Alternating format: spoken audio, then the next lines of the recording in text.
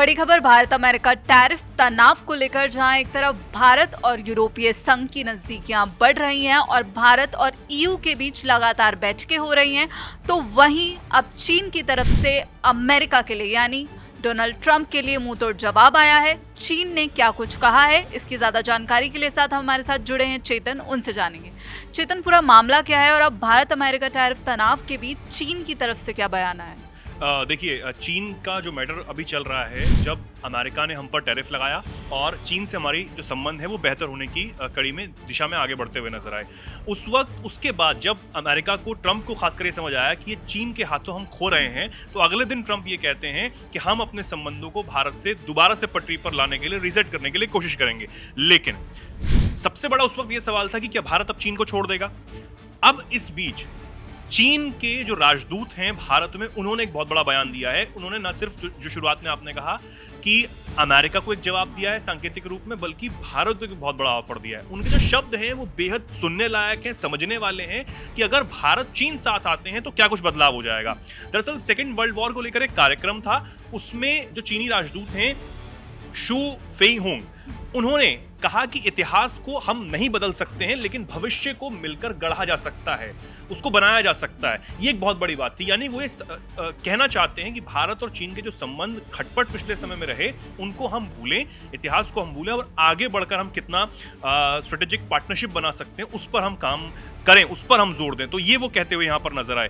साथ ही उन्होंने इस बात को भी कहा कि भारत और चीन को इतिहास से सबक लेकर शांति और सहयोग की मशाल आगे आने वाली पीढ़ियों को सौंपनी होगी, तभी जो चीजें हैं वो मजबूत हो सकती हैं और एक दबदबा जो है वो कहीं ना कहीं पश्चिमी देशों का कम हो सकता है। ये वो कहते हुए नजर आए। ऑफर की बात कर रहे थे आप कि चीन ने भारत को कोई ऑफर दिया है, उससे क्या फायदा होगा भारत? बिल्कुल, ये जो ऑफर ही है, क्योंकि अगर चीन जो है वो भारत के साथ आ जाता है, अभी चीन को भी जरूरत है।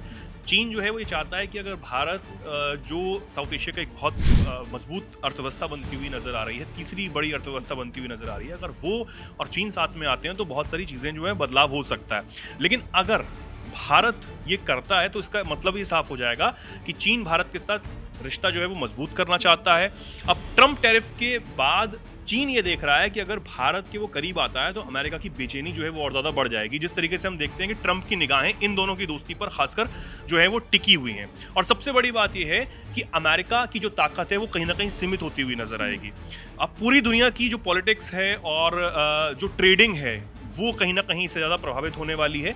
और जब दोनों हाथ मिलाएंगे तो अपनी जो टेक्नोलॉजी होगी, मार्केट होगी और उनकी स्ट्रेटेजिक जो पोजीशन होगी, उसको भी एक मजबूत करने में अहम जो रोल है वो दोनों देश यहाँ पर निभाते हुए नजर आएंगे। और सीधा असर जो है वो अमेरिका और यूरोप की दादागिरी पर, या कहें कि जो हमेशा से दबदबा रहा है और ये रहा है कि जो दुनिया है वो पश्चिम से कंट्रोल होती है, वो अब छिटकती हुई नजर आएगी। तो ये से भी चीन ने यही बयान दिया था कि किसी की भी दादागिरी नहीं चलेगी और एक ऐसा वैश्विक वर्ल्ड ऑर्डर बनाना होगा जिसमें मतलब कोई भी देश किसी पर वो ना कर सके, आदेश ना चला सके। बिल्कुल, आदेश न चला सके। और यही चीन की प्राथमिकता रही है कि वो हमेशा से जो टैरिफ लगाया गया, और शायद इसलिए ही सोनम मान सकते हैं कि भारत को दबाने की कोशिश ट्रंप की तरफ से की जा रही है, लेकिन चीन को वो नहीं छेड़ रहे हैं। यहाँ तक कि भारत पर अब सेकेंडरी टैरिफ लगाने की बात हो रही है, उसके बाद जो टैरिफ लगाया गया उसके बाद भी टैरिफ लगाने की बात हो रही है।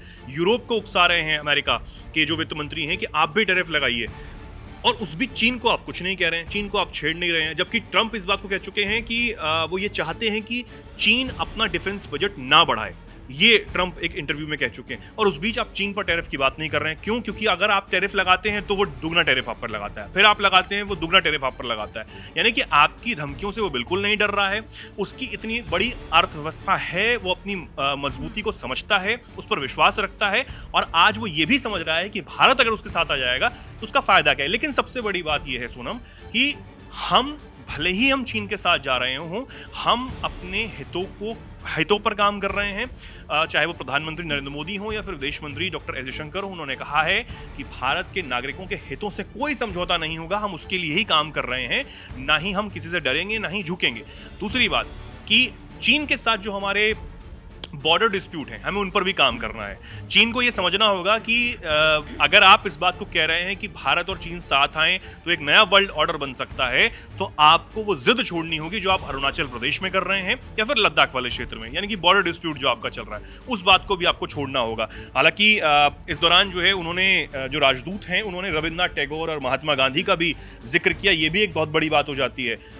उन्होंने कहा कि चीन की जनता भारतीय दोस्तों के समर्थन को कभी नहीं भूल सकती जो दूसरे विश्व युद्ध में दिखाया गया। महात्मा गांधी ने चीनी जनता के साहस और बलिदान की सराहना करते हुए इसे मानवता की जीत तब करार दिया था और इस बात का भी उन्होंने जिक्र किया। तो अब जो महान नायक हैं हमारे देश के, उनकी बात करने लगे हैं और कहीं ना कहीं ये दुहाई दे रहे हैं कि भारत को इन सब चीज़ों को ध्यान में रखते हुए हमारे साथ आना चाहिए। शायद उनको ये समझ आया होगा कि अमेरिका दोबारा से कोशिश कर रहा है भारत के साथ अपने संबंधों को रीसेट करने की, जो ट्रंप ने कही भी है। तो शायद चीन को ये समझ आया कि नहीं, अब नहीं छिटकने देना है भारत को। तो जैसा कि कई अमेरिकी अर्थशास्त्री और कई एक्सपर्ट्स ये भी कह चुके हैं कि भारत, चीन, रूस अगर साथ आते हैं तो ये ट्रंप यानी कि अमेरिका के लिए बर्बादी का संकेत होगा। भारत, रूस और चीन के मिलने से न सिर्फ अमेरिका को नुकसान पहुंचेगा बल्कि जो ट्रंप की टैरिफ नीतियां हैं उससे अमेरिका अलग थलग हो जाएगा।